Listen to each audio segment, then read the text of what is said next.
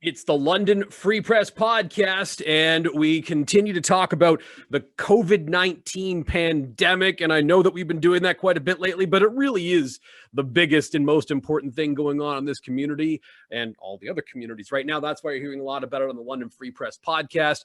And we continue to highlight the important coverage of the pandemic within the London Free Press. And to do that with us today, we are joined by Jane Sims, who joins us on the podcast. Hello, Jane. Thank you for this. Hi, Craig. How you doing? I'm doing great. How are you today? I'm fine. Fully ensconced in my basement office as we've been since March. I am fully ensconced in my bedroom office, which I've also been. I want to talk about a column that you wrote that went up on lfpress.com yesterday, and it's the title is "Community School Cases Remind Us Our Holiday Behavior Matters." And I think this is a message that public health officials are really trying to drill in right now to say, hey, I know you want to do Christmas, but please, let's just not do that right now. What's in the column? What are we talking about here? What are health officials hoping we talk about here as we head into the Christmas season? Well, I will say this: we've heard it from the Premier, we've heard it from our own public health officials. Yesterday, I heard it from the Director of Education at the Thames Valley School Board, and what he is saying right now is, I will put it this way: I think that if they were really being fully transparent about it, they're kind of hanging on by their fingernails right now, hoping to get through this next week without any major catastrophe as far as what's happening in the schools. Now, just to back up on that, it has been actually almost miraculous, I think, what we've seen in the school system since the pandemic began, since we reopened in September. So what we're seeing is we've only seen 54 cases in the Thames Valley Board. We've seen roughly around 27 in the Catholic Board. We've seen some cases in private schools, as we saw this week at the London Christian School, who have decided to close down until January. But really, we're 9 months into this, and since September, that's been pretty good. I mean, they knew there were going to be cases. However, this past week has been an issue, and we've seen this because we've seen outbreaks that have been declared by the Middlesex London Health Unit in 4 schools in the region. And an outbreak is 2 cases, but there's evidence now that there may be transmission within the school. So that's really, really troubling right at the moment. And we've also seen this past week, I think my colleagues will also tell you, what we've seen is every day we're getting more and more emails pointing out another school that has cases. That's telling us a lot about what's happening in the community, and it should have us all concerned. I'm definitely concerned about this. And I know that I've seen, parents that I'm friends with on Facebook or follow on Twitter, it happens to be, post, hey, wait a minute, why are we not shutting down the schools where they believe there is some transmission that's occurred within the school? Is that something you've heard people ask about? Is that something that health officials or school board officials might consider doing? Where are we at on that? Well, I first of all, there was a development this week. I mean, right now what the school boards are doing is saying like we're happy with what's happened, and it's better that kids are in school than they're not in school. I kind of agree with that. I think kids, the learning environment of the school is much better than sitting at home in front of a computer like we saw last spring. However, there was a development this week that I think that should raise everybody's eyebrows, and it's what's happened at East Elgin Secondary School in Elmer. We know Elmer's been an epicenter of pandemic regulation discontent. We've also seen 4 cases in that high school, and Southwestern Public Health is taking what is right now an extraordinary move to put a mobile testing site out there this week. That should raise some eyebrows. That tells you that there's some deep concerns about what might be happening in that particular school. And Mark Fisher said to me yesterday from the Thames Valley School Board, we'll do whatever the health unit wants us to do. But to me, that is a signal that at this point in the pandemic, when we're seeing this many cases showing up both on the elementary and secondary school side, that there may be some reasons to think that we may be having to attack this in a different way. Now, there is one silver lining right now, but everybody's got to buy in to make it work. And what that is is that we have a Christmas break coming up starting next Friday. And if the school boards can hold on till next Friday, everybody's supposed to be at home for a couple of weeks. And it may be an opportunity, if we all want to follow public health advice, to maybe take a sledgehammer to this thing again. I don't know if really the appetite is out there to do that, but it's something that I think we should be thinking about. Yeah, I think that's at least a conversation, at least something that should be considered. Hey, wait a second. What if we were to just take a little step back here, a longer Christmas break than normal, hit the reset button a little bit? And look, I'm not expecting, vaccines to be readily available at every street corner between now and the end of January. But if we have a few more people vaccinated, perhaps we're going to be in a better spot once we get into this, if there is an outbreak at a school or whatever it happens to be. So I think that I would hope at the very least that this is a conversation that's being had at various public health authorities across the province and at various school boards across the province. Hey, wait, what if we take an extra week or two at Christmas? What would happen then? What would it be like? I know it's suboptimal. I know that nobody wants to do this, but it might be the best thing to do going forward. And it works, Craig, if everybody else buys in. I mean, yeah. I don't know if you've been driving around the city, but let's think about this. Today, is it 52 cases in Middlesex, London, the highest that we've had since the pandemic began.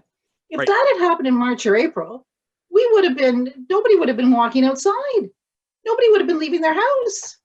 But now, go out to White Oaks Mall or Masonville and try to find a parking spot.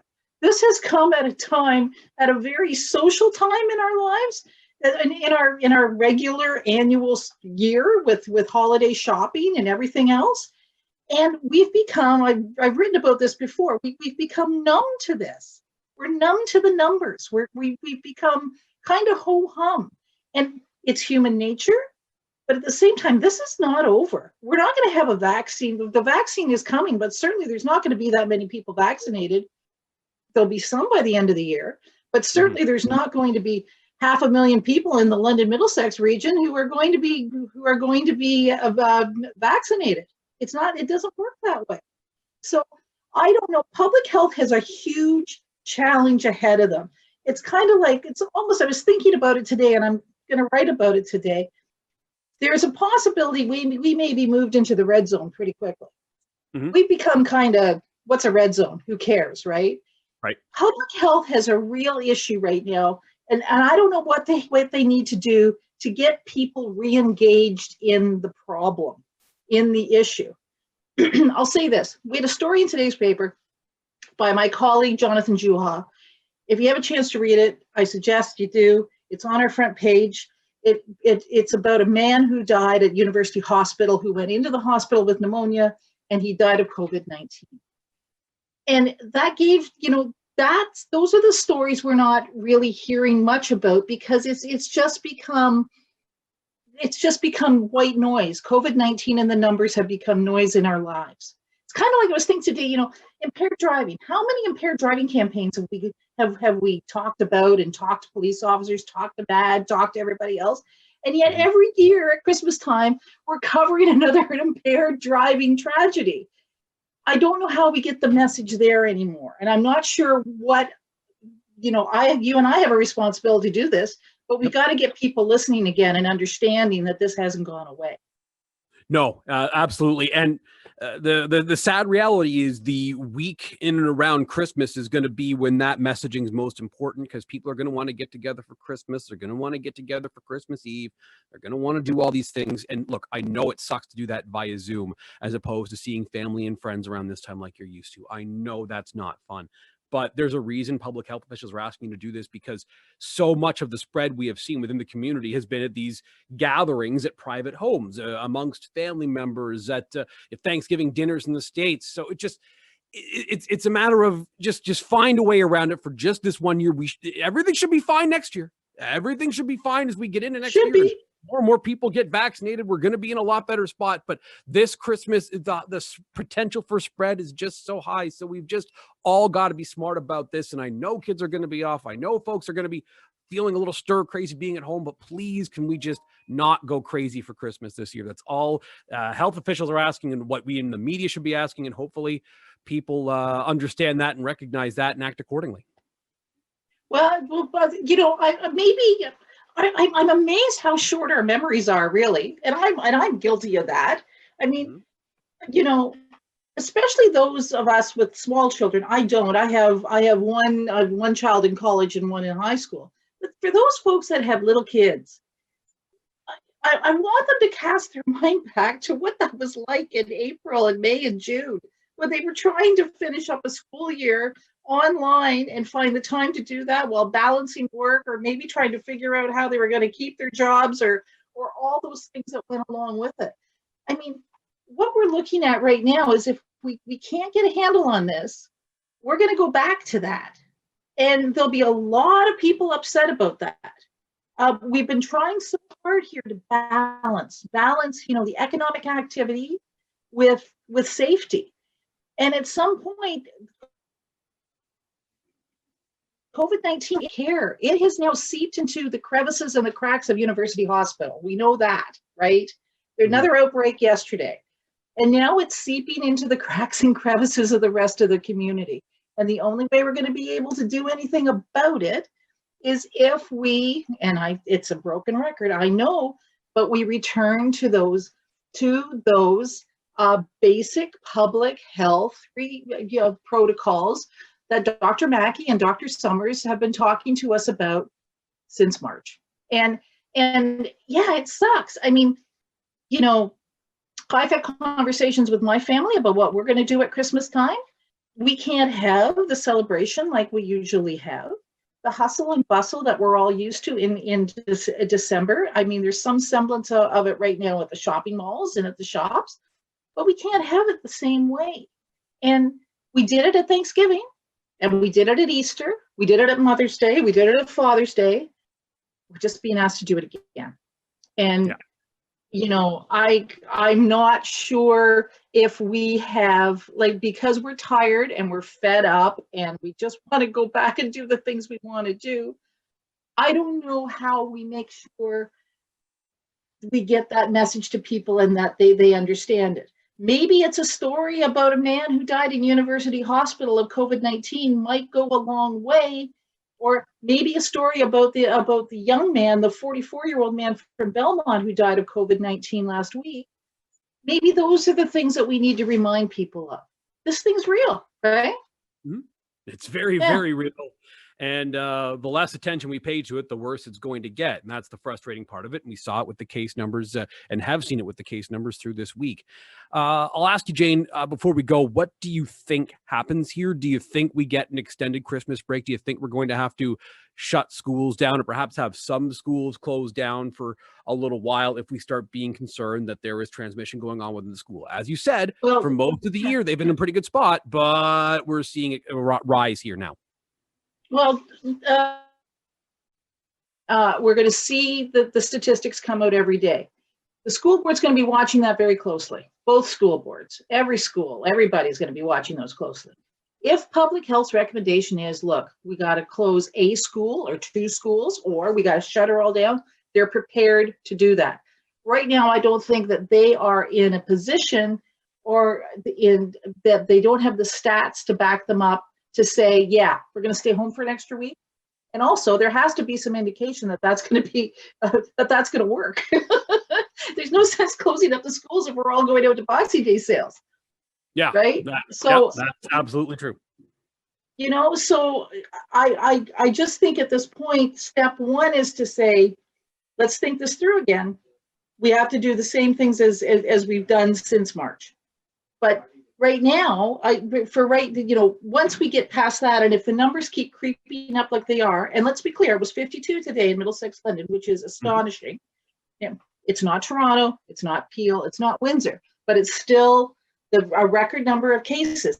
If those numbers keep climbing, we're going to have a very honest conversation with each other about what we should be doing. Yeah, I very much think that's the case as well.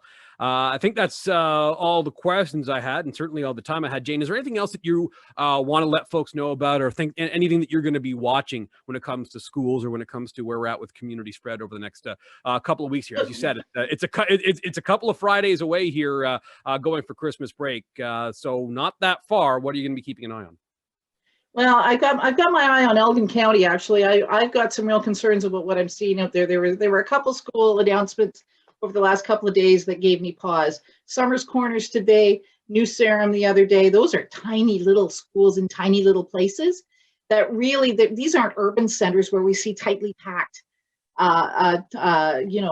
housing or anything else, and yet they have cases going into those schools. I'm watching Elmer, of course. Also, just keeping an eye on the schools here in London and seeing, where we're seeing cases. Again, if there is community transmission, we know that, but we've got to keep an eye on it, see where we're heading, see if we're getting multiple cases, see if the health unit is considering that there is transmission within the schools themselves, and make an assessment after that. Well, that's where I'm at. Yeah, I think that's where a lot of folks should be at. We'll leave it there. Jane, thank you so much for joining the London Free Press podcast today, talking about what's going on. I know a lot of parents are wondering sort of what's happening in schools. So good to have a conversation about it and help some folks out. Thank you for this. That's Jane Sims. Thanks, Craig. That's Jane Sims, London Free Press columnist and reporter, joining us here on the London Free Press podcast, which you can subscribe to on Spotify. You can do that on Stitcher as well, SoundCloud, and SoundCloud, Apple Podcasts, Google Podcasts, the whole podcast spectrum. Plus, find us on YouTube and on lfpress.com. All the time we have for this week. So we will talk to you next week on the London Free Press podcast. More news to come as we continue to watch the biggest and most important stories in London from the pages of the London Free Press. Talk to you next time.